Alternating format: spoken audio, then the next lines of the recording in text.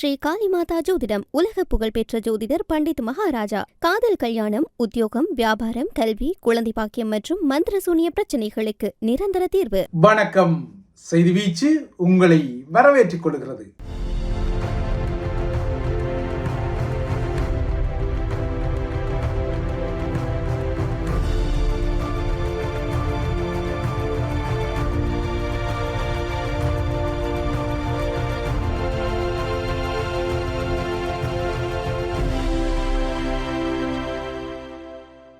இன்றைய செய்தி வீச்சிலும் இலங்கை, தமிழகம் மற்றும் உலக நிலவரங்கள் காத்திருக்கின்றன. முதலில் இலங்கை தீவு பக்கம் பார்வையை செலுத்தலாம். ஸ்ரீலங்காவின் இன்லேண்ட் ரெவென்யூ டிபார்ட்மெண்ட் எனப்படும் உள்நாட்டு வருமான வரி திணைக்களம் இந்த ஆண்டில் இதுவரை 1 டிரில்லியன் ரூபாவை விட அதிகமான வருமானத்தை வெற்றிகரமாக திரட்டியதாக அறிவித்துக் கொண்டாலும் இதே சமகாலத்தில் இலங்கை ரூபாய் அமெரிக்க டாலருக்கு எதிராக மேலும் வீழ்ச்சி அடைந்து $1 354 இலங்கை ரூபா என்ற நிலையை தாண்டிவிட்டது. இப்போதைய நிலையில் ஆசியாவின் மிக மோசமான நாணயம் இலங்கை ரூபாதான் என்பது ப்ளூம்பர்க் உட்பட்ட அனைத்துலக நிதி நிறுவனங்களின் கணிப்பாக இருக்கின்றது. அனுர அரசாங்கம் இல்லையென்றால் ஸ்ரீலங்கா மத்திய வங்கி சொல்வது போல உள்நாட்டு வருமான வரி திணைக்களம் கடந்த மே 18 நிலவரப்படி 1 டிரில்லியன் ரூபாய்க்கும் அதிகமான வரி வருமானத்தை வசூலித்து அதனை நாட்டின் நிதி செயல்திறனில் ஒரு குறிப்பிடத்தக்க மைல்கல் என காட்டிக்கொண்டாலும் அது குறித்த டமாரங்களை அரச ஊடகங்கள் அடித்து கொண்டாலும் மறுபுறத்தே இலங்கை ரூபாவின் வீழ்ச்சி எச்சரிக்கை அலாரங்களையும் அடிக்க வைக்கின்றது. ரூபாயின் மதிப்பு மேலும் சரிவதை தடுக்க தற்போதைய அரசாங்கத்திடம் முறையான வழிமுறைகள் எதுவும் இல்லை என எதிர்க்கட்சிகள் இப்போது அலறி அடித்து குற்றங்களை சாட்டிக் கொள்கின்றன.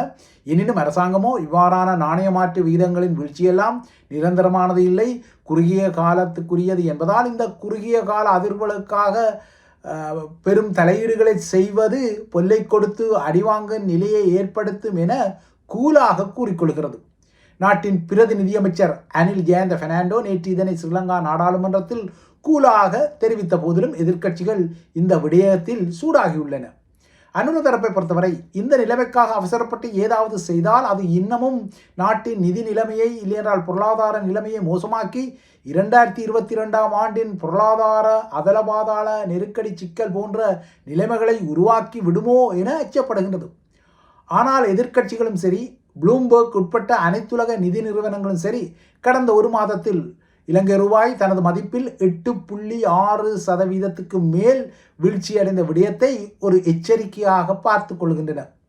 இந்த நிலைமை நாட்டின் பொருளாதாரத்துக்கு கடுமையான ஆபத்தை விளைவிக்கும் எனவும் நிலைமையை கட்டுப்படுத்த அரசாங்கம் அவசரமான நடவடிக்கைகளை எடுக்காமல் விட்டால் எதிர்காலத்தில் இலங்கையில் பணவீக்கம் கடுமையாக உயரக்கூடும் என்றும் ஸ்ரீலங்காவின் சில பொருளாதார வல்லுநர்களும் இந்த வாரம் எச்சரிக்கையை விடுத்துள்ளனர். எது எவ்வாறு கோட்டாபாய மேற்பார்த்த ராஜபக்சக்களின் ஆட்சி காலத்தில் குறிப்பாக 2022 இலங்கையில் ஏற்பட்ட பெரும் பொருளாதார நெருக்கடியிலிருந்து நாடு மீண்டு வந்த பின்னர் இந்த ஆண்டின் முதல் காலாண்டில் உலக அளவின் சிறந்த செயல்திறன் மிக்க நாணயங்களில் ஒன்றாக இலங்கை ரூபாய் இருந்த நிலையில் இப்போது அதே ரூபாய் மத்திய கிழக்கு போர் நெருக்கடிகளின் பின்னணியில் திடீர் என வீழ்ச்சி அடைந்து வருவது கசப்பான ஒரு விடயமாக இலங்கை தீவுக்கு மாறத்தான் செய்தது. இப்போது உள்ளூரில் அமெரிக்க டாலரின் புழக்கம் குறைந்து வருகின்றது. எண்ணெய் விலைகள் மற்றும் அத்தியாவசிய பொருட்களின் இறக்குமதிகளின் செலவீனம் அதிகரித்துள்ளதால் நாட்டில் அந்நிய செலாவணிக்கான தேவை எகிரி வருகிறது. இலங்கையிலிருந்து வெளிநாட்டு நிறுவன முதலீடுகளும் படிப்படியாக வெளியேற்றப்பட்டு வருகின்றன. இதனால் தான் ஸ்ரீலங்காவின் எதிர்க்கட்சி தலைவர் சஜித் பிரேமதாசா இந்த ரூபாய் மதிப்பிழப்பு உட்பட்ட தற்போதைய பொருளாதார மந்தநிலை குறித்து அவசரமாக விவாதம் ஒன்றை நடத்துவதற்காக அனைத்து கட்சி மாநாட்டை கூட்ட வேண்டும் என அலறியடித்து அனுர அரசாங்கத்துக்கு அழைப்பு விடுத்திருக்கின்றார். சஜித் பிரேமதாசவை பொறுத்தவரை நாடு மீண்டும் 2022 பொருளாதார அபாய கட்டத்துக்குள் சென்று விடுமோ என்ற ஒரு கவலையும் அலறியடிப்பும் உள்ளது. ஆயினும் இலங்கை ரூபாவின் தற்போதைய வீழ்ச்சியானது 2022 ஏற்பட்ட பொருளாதார வங்குரோத்து நிலையை மீண்டும் நாட்டுக்கு கொண்டு வராது என்ற திடப்படுத்தலை அரசு ஆதரவு பொருளாதார நிபுணர்கள் வெளிப்படுத்தத்தான் செய்கின்றார்கள். இந்த பின்னணியில் அனுராட்சியால் நிலைமை மேலும் மோசமடையும் முன்னர் அவசர தேசிய தீர்வுகளை வகுப்பதற்காகத்தான் இவ்வாறான அவசர அனைத்து கட்சி மாநாடு கூட்டப்பட வேண்டும் என எதிர்க்கட்சிகள் கூறிக்கொள்கின்றன. எதிர்க்கட்சிகள் ஒன்றுபட்டு அனுரகுமார திசாநாயக்காவிடம் இந்த மாநாட்டை உடனடியாக கூட்டுமாறு அழைப்பு விடுக்க உள்ளதாகவும் சஜித் பிரேமதாச நேற்று குறிப்பிட்டிருக்கின்றார்.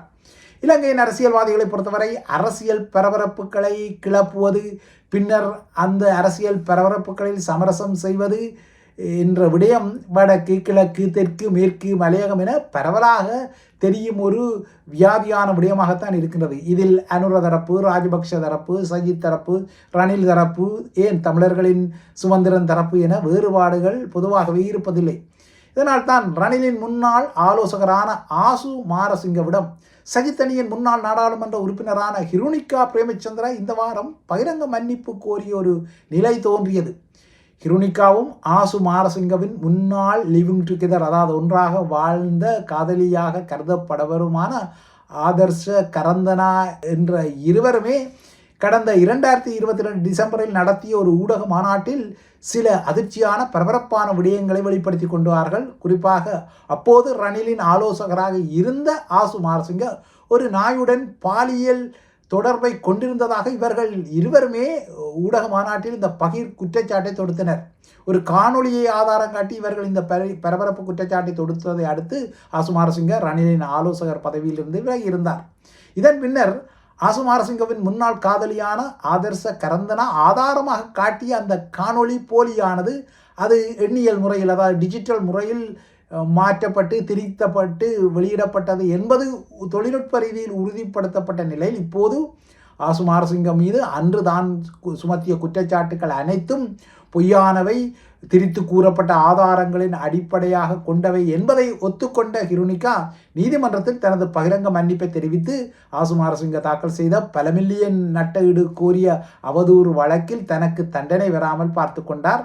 ஹிருணிகாவும் தன்னிடம் பகிரங்க மன்னிப்பு கோரியதால் ஆசு மாரசிங்கமும் அவரை பிழைத்து போ என விட்டிருக்கின்றார். இதே போல வடக்கின் சிஎம் கனவுக்கு, அதாவது வடக்கின் வடமாகாண முதலமைச்சர் கனவுக்கு அக்கறையில் உள்ள முதல்வர் விஜய் ஏதாவது உதவி செய்வாரா என்ற நாடி பிடிப்பை செய்வதற்காக தமிழகத்துக்கு சென்ற நாடாளுமன்ற உறுப்பினரான அர்ஜுனா தான் ஒரு துப்பாக்கியை தமிழகத்துக்கு கொண்டு சென்றிருந்தால் அங்கு வைத்து நாம் தமிழர் கட்சியின் தலைமை ஒருங்கிணைப்பாளர் சீமானை சுட்டு தள்ளியிருப்பேன் என சொல்லி தமிழக தலைவர்களின் எதிர்ப்பை சம்பாதித்த நிலையில் அர்ஜுனாவையும் சீமானின் பரப்புரை தலையான சாட்டை முருகனும் வறுத்தெடுத்திருக்கின்றார்.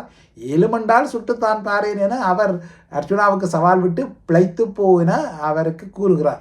ஆக மொத்தம் அரசியலுக்காக பரபரப்புகளை கிளப்பி குட்டைகளை குழப்பும் இவ்வாறான அர்ஜுனா மார்க் முரண்நிலை வியாதிகள் தமிழர் அரசியல் பரப்பில் இருக்க, தமிழ் தேசிய அரசியலுடன் பிரிக்க முடியாத ஒரு அரசியல்வாதியாகவும் முன்னாள் நாடாளுமன்ற உறுப்பினராகவும் வெள்ளுவடைத்துறை நகரசபையின் தலைவராகவும் இருக்கும் சிவாஜிலிங்கம் அவர்களின் 2 சிறுநீரகங்களும் பழுதடைந்திருப்பதால் அவர் அவசரமான ஒரு சிறுநீரக மாற்று சிகிச்சையை செய்ய வேண்டி இருப்பதால் பொதுமக்களிடம் அவர் இதற்காக ஒரு பகிரங்க நிதி கோரிக்கையை விடுத்து ஒரு காணொளியை வெளியிட்டிருக்கின்றார். தமக்கு ஆபத்பார்ந்த அரசியல்வாதிகளாக வருவார்கள் என நினைத்து கடந்த 2024 முதல் புலம்பெயர் தமிழர்கள் தமது நிதியை வழங்கிய முகங்களெல்லாம் இப்போது அவலட்சண குளறுபடி முகங்களாக மாறிவிட்ட நிலையில் தமிழ் தேசிய பரப்பில் ஒரு முக்கியமான மூதாள அரசியல்வாதியாக இருக்கும் சிவாஜிலிங்கத்தின் சிறுநீரக மாற்று சிகிச்சைக்கு நிச்சயமாகவே புலம்பெயர் தமிழ் சமூகம் உதவும் என்பதை தேசியவாதிகள் ஒத்துக்கொள்கின்றார்கள். அரசியல் கையறு நிலை தமிழர்களை குழப்ப கிளாடியேட்டர் ரக அரசியல்வாதிகள் எல்லாம் இந்த குழப்பங்களுக்காக தீவிரமாக களமிறக்கப்பட்ட நிலையில் கொழும்பு அதிகார மையமும் தமிழர்களின் விடயத்தில் தந்திரோபாயமாக நகருவதற்கான ஆதாரங்கள் எல்லாம் வெளிப்பட்டு வருகின்றன. இதற்கு உதாரணமாக ஸ்ரீலங்கா பிரதமர் ஹரணி அமரசூரியவின் அண்மைய லண்டன் சந்திப்பு அமைந்தது. நேற்று முன்தினம் 20ஆம் தேதி புலம்பெயர் தமிழர்களின் எந்தவித எதிர்ப்பு போராட்டங்களுமின்றி ஸ்ரீலங்கா தூதரகத்தில் உள்ள ஒரு மண்டபத்தில் ஹரணி அமரசூரிய ஒரு சந்திப்பை நடத்தி கொண்டார். இந்த நிகழ்ச்சியில் தமிழர்களை இழுத்தெடுப்பதற்காக ஸ்ரீலங்காவின் பெண்கள் மற்றும் குழந்தைகள் விவகார அமைச்சர் சரோஜா போல்ராஜும் பயன்படுத்தப்பட்டார். அவர் ஒரு தமிழ் முகம் என்பது குறிப்பிடத்தக்க விடயம். இரா போசனத்துடன் சுமார் 1000 பேர் பங்கெடுத்த இந்த நிகழ்வுக்கு சில புலம்பெயர் தமிழ் புள்ளிகளும் பம்மி பதுங்கி சென்று அந்த நிகழ்வில் கலந்து கொண்டுள்ளமை செய்தி வீச்சுக்கு தெரிய வந்துள்ளது. இந்த நிகழ்வுக்குரிய இரவு உணவு செலவு உட்பட்ட செலவுகளுக்கு இதில் பங்கெடுத்தவர்களே நிதி உதவியை வழங்கியதாகவும் தமது பிரதமர் ஹரணி ஒன்றும் ரணில் விக்ரமசிங்கவை போல அவர் கடந்த 2023 செய்தது போல அரசு செலவில் இவ்வாறான லண்டன் செலவுகளை எல்லாம் எடுக்கவில்லை எனவும் அனுரகுமார தரப்பு குறிப்பிட்டிருக்கின்றது.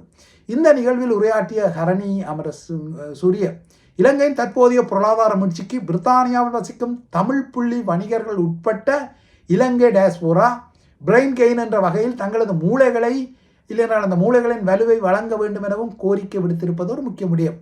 இவ்வாறான ஸ்ரீலங்காவின் அரசியல் நகர்வுகளுக்கிடையே காசாவுக்கு மனிதாபிமானமாக கடல் வழியாக பயணப்பட்ட போது இஸ்ரேலிய கொமாண்டோக்களுடன் சிக்கிய இலங்கை செயற்பாட்டாளர் சமீரா மெஹ்பக்தீன் நேற்று இஸ்ரேலிலிருந்து இலங்கை நோக்கி நாடு கடத்தப்பட்டுள்ளார். தெற்கு இஸ்ரேலிய நகரமான எய்லாட் விமான நிலையத்துக்கு கொண்டு செல்லப்பட்ட சமீரா அதன் பின்னர் இஸ்தான்புல்லுக்கு நேற்று மாலை அனுப்பப்பட்டார். அதன் பின்னர் இன்று அவர் கட்டுநாயக்காவுக்கு வருவார் என எதிர்பார்க்கப்படுகின்றது.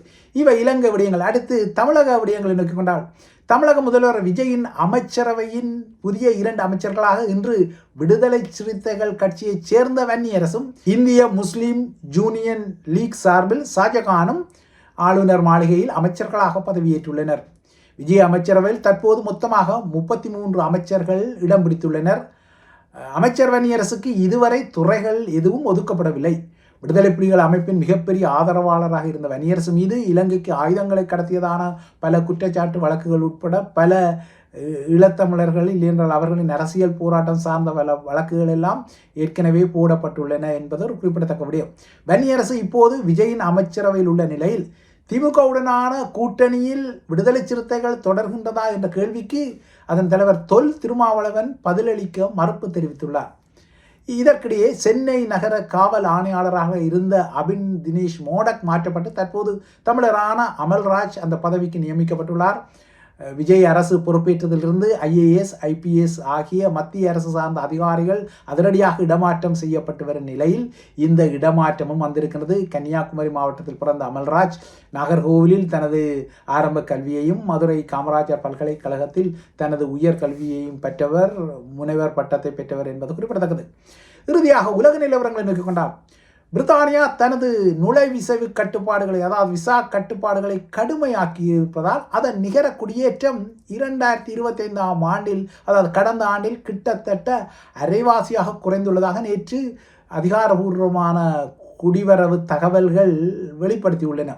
ஐரோப்பிய ஒன்றியம் சாராத வெளிநாட்டினர் பிரித்தானியாவில் பணிகளுக்கு செல்வதில் ஆண்டுக்கு 47% சரிவு ஏற்பட்டதாகவும், அதாவது கடந்த வருடம் இந்த சரிவு ஏற்பட்டதாகவும், இதன் காரணமாக 2024இல் பிரித்தானியாவுக்குள் நுழைந்த வெளிநாட்டு குடியேறிகளின் தொகை 3,31,000 இருந்த போது கடந்த வருடம் இந்த தொகை 1,71,000 குறைந்துள்ளதாகவும் பிரித்தானிய அரசாங்கம் கூறுகின்றது. இருப்பினும் இந்த எண்ணிக்கை எல்லாம் போதாது என அதிதீவிர வலதுசாரி கட்சியான ரிஃபார்ம் UK குறிப்பிடுகின்றது. சட்ட ரீதியாக வந்தவர்களின் தொகை வேண்டுமானால் குறைவடைந்திருக்கலாம், ஆனால் சட்டவிரோத குடியேற்றம் கடந்த வருடம் அதிகரித்துள்ளதாக குற்றஞ்சாட்டிய ரிஃபார்ம் UK பிரித்தானியாவிலிருந்து விசா இல்லாத புலம்பெயர்ந்தோரை நாடு கடத்துமாறும் அரசாங்கத்திடம் கோரியுள்ளது. கல்வி நுழைவிசவுகள் உட்பட்ட வெளிநாட்டவருக்கான நுழைவிசவுகளில் கடந்த ஆண்டை விட இந்த ஆண்டும் 3% குறைவு இருப்பதாக பிரித்தானியா கூறிக்கொள்கிறது. இறுதியாக கியூபா மீதான அமெரிக்க பிடி இறுகி நிலையில் அது அமெரிக்காவிற்கு ஒரு தேசிய பாதுகாப்பு அச்சுறுத்தலாக உள்ளதாக அமெரிக்கா மீண்டும் குற்றஞ்சாட்டியது. குறிப்பாக அமெரிக்க வெளியுறவுத்துறை அமைச்சர் மார்க்கோ ரூபியோ இந்த குற்றச்சாட்டை தொடுத்த நிலையில் கியூபா இதனை மறுத்திருக்கின்றது. இது அமெரிக்கா தனது நாட்டை ஆக்கிரமிப்பதற்காக சொல்லப்படும் பொய்கள் எனவும் அது சொல்லியுள்ளது. ஐரோப்பிய நிலவரங்களில் வளிமண்டலத்தின் உயர் அழுத்தம் காரணமாக பிரான்ஸ் மற்றும் ஸ்பெயினில் எதிர்வரும் சில நாட்களுக்கு கடுமையான வெப்ப தாக்கம் நிலவ உள்ளது. பல வாரங்களாக நிலவிய கலவையான வானிலைக்கு பின்னர் பிரான்ஸ் கோடை காலத்தின் நடுப்பகுதிக்கு ஒத்த வெம்மை காலத்திற்குள் நுழைவதால் பல பிராந்தியங்களில் 30°C தாண்டி, அதுவும் குறிப்பாக தென்மேற்கு பகுதியில் 35°C கூட இந்த வெப்பநிலை தாண்டும் என எச்சரிக்கப்பட்டுள்ளது. ஆக குறைந்தது எதிர்வரும் புதன்கிழமை வரை, அதாவது அடுத்த வார நடுப்பகுதி வரை இந்த கடும் வெப்பம் நிலவும் எனவும் எச்சரிக்கப்பட்டுள்ளது. இவைதான் செய்தி வீச்சின் முக்கிய விடயங்கள். தொடர்ந்தும் IBC தமிழுடன் இணைந்திருங்கள்.